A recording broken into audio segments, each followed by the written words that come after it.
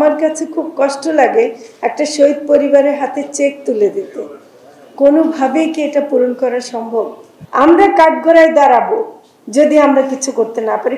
আমি মনে করছি যে আজকের এই মিটিংয়ে আসতে পারা আমার জন্য অত্যন্ত গুরুত্বপূর্ণ ছিল। আপনাদেরকে একটু জানাই, আজকে আমরা ক্যাবিনেট মিটিংয়ে ছিলাম সকালে, এবং ক্যাবিনেট মিটিংয়ে এক পর্যায়ে মূল এজেন্ডার পরে এক পর্যায়ে এটাই আলোচনা হলো যে আহতদের চিকিৎসার পাশাপাশি মেন্টাল হেলথের ব্যাপারে আমরা কি করব সেটা ইমিডিয়েটলি ঠিক করতে হবে। আজকে সকালে এটা আলোচনা হচ্ছিল এবং এটা বলা হয়েছে যে এই ব্যাপারে ইমিডিয়েটলি যা করতে হয়, যেটা ডক্টর সাইদুর রহমান বললেন যে যখনই কোনো আহতের কথা উঠে, ট্রিটমেন্টের কথা উঠে, কোনো সময় বলে যে 80 লাখ টাকা লাগবে, কোনো সময় 90 লাখ টাকা লাগবে, কোটিও পার হতে পারে, বিদেশে পাঠাতে হতে পারে। বিশ্বাস করবেন উপদেষ্টা পরিষদের মধ্যে এমন কেউ নাই যে বলছে যে এত টাকা কোথায় পাবো। বলছে যে না, এই টাকা দিতে হবে, এই টাকা যত টাকাই লাগুক আমাদেরকে এদেরকে দিতে হবে।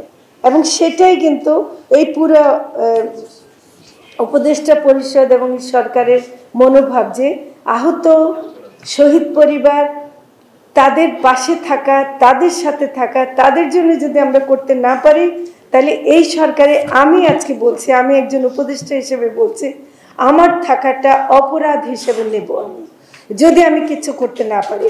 আমাদের ব্যর্থতা তখন ওরা আমাদেরকে বিচার করবে। আমরা কাঠগড়ায় দাঁড়াবো যদি আমরা কিছু করতে না পারি। কিছু করা তো আমাদের সাধ্যের মধ্যে নাই, কিন্তু যতটুকু করা প্রয়োজন সেটাতে যেন কোনো ঘাটতি না হয়। আমি এটা আপনাদের সবাইকে একেবারে বলতে পারি উপদেষ্টা পরিষদের পক্ষ থেকে, যে এই ব্যাপারে অন্যান্য প্রকল্পের কথা উঠলে টাকার পরিমাণ নিয়ে কথা হয়, অর্থ মন্ত্রণালয় থেকে বলা হয় এত টাকা কেন, কিন্তু একমাত্র এই একটা বিষয় যেখানে টাকা কোনো বিষয় না। টাকাকে একেবারেই এটা আমাদের যা করতে হয় সেটা করার জন্য সব ধরনের প্রস্তুতি আছে এবং এটাই আমরা করব।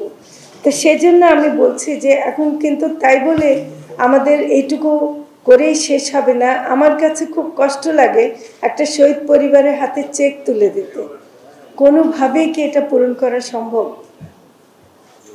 একটা চেক হাতে নিয়ে যখন রংপুরে আমরা অনেকগুলো পরিবারের হাতে চেক তুলে দিচ্ছিলাম, সার্জিস এবং স্নিগ্ধ এদের সাথে, এবং সমাজ কল্যাণ মন্ত্রণালয়ের উপদেষ্টা চেক তুলে দিচ্ছিলাম, ওরা কিন্তু চেকটার দিকে তাকাচ্ছিল না, চোখ দিয়ে গড়গড় করে খালি পানি পড়ছিল।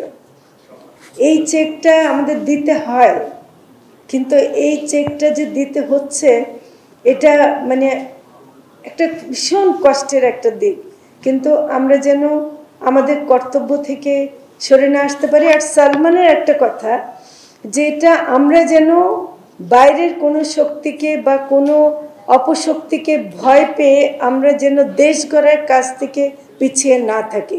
সালমানরা আমাদের ক্ষমা করবে না যদি আমরা দেশ গড়ার কাজে ব্যর্থ হই। আমাদের এই কাজ আমরা করতে পারবো না। তো সবাইকে এই কথা বলছি, সালমান তোমাকে অনেক অনেক ধন্যবাদ। তুমি প্রতিনিধিত্ব করছো অনেকেরই, তোমাদের পাশে যদি থাকতে পারি তাহলেই বুঝবো যে আমরা কিছু করতে পারবো। ধন্যবাদ।